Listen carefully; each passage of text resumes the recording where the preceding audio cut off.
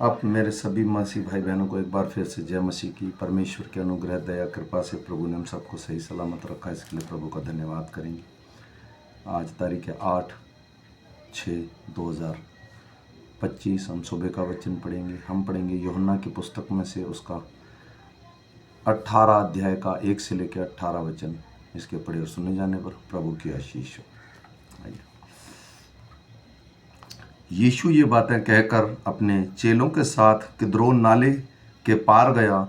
वहाँ एक बारी थी जिसमें वह और उसके चेले गए। उसका पकड़वाने वाला यहूदा भी वह जगह जानता था, क्योंकि यीशु अपने चेलों के साथ वहाँ जाया करता था।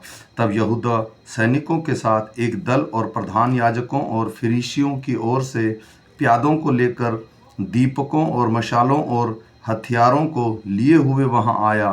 तब यीशु उन सब बातों को जो उस पर आने वाली थी जानकर निकला और उससे कहा, किसे ढूंढते हो? उन्होंने कहा, उत्तर दिया, यीशु नासरी को। यीशु ने उनसे कहा, मैं हूँ। उसका पकड़वाने वाला यहूदा भी उसके साथ खड़ा था। उसके यह कहते ही मैं हूँ वे पीछे हटकर भूमि पर गिर पड़े। तब उसने फिर उनसे पूछा, तुम किसको ढूंढते हो? वे बोले, यीशु नासरी को। यीशु ने उत्तर दिया, मैं तो तुमसे कह चुका हूँ कि मैं हूँ। यदि मुझे ढूंढते हो तो इन्हें जाने दो। यह इसलिए हुआ कि वह वचन पूरा हो जो उसने कहा था, जिन्हें तूने मुझे दिया उनमें से मैंने एक को भी न खोया। तब शमौन पतरस ने तलवार जो उसके पास थी खींची और महायाजक के दास के कान पर चलाकर उसका दाहिना कान उड़ा दिया। उस दास का नाम मलखुस था। तब यीशु ने पतरस से कहा, अपनी तलवार मयान में रख। जो कटोरा पिता ने मुझे दिया है, क्या मैं उस न पीऊं? तब सैनिक और उसके सूबेदार और यहूदियों के प्यादों ने यीशु को पकड़कर बांध लिया और पहले उसे हन्ना के पास ले गए, क्योंकि वह उस वर्ष का महायाजक काइफा का ससुर था। यह वही काइफा था जिसने यहूदियों को सलाह दी थी कि हमारे लोगों के लिए एक पुरुष का मरना अच्छा है। शमौन पतरस और अन्य चेले भी यीशु के पीछे हो लिए। यह चेला महायाजक का जाना पहचाना था, इसलिए वह यीशु के साथ महायाजक के आंगन में गया, परंतु पतरस बाहर द्वार पर खड़ा रहा।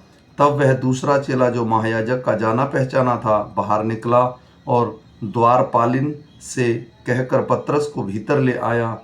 उस दासी ने जो द्वारपालिन थी पतरस से कहा, कहीं तू भी इन मनुष्यों के चेलों में से तो नहीं है? उसने कहा, मैं नहीं हूँ। दास और प्यादे जाड़े के कारण कोयले धधकाकर खड़े आग ताप रहे थे और पतरस भी उनके साथ खड़ा आग ताप रहा था। आमीन। मेरे भाई और बहनों, ये छोटा सा वचन है, हमारे हृदय और मनों में काम करें। प्रभु यीशु यहाँ प्राण देने के लिए पकड़वाए गए हैं क्रूस पे टांगने से पहले।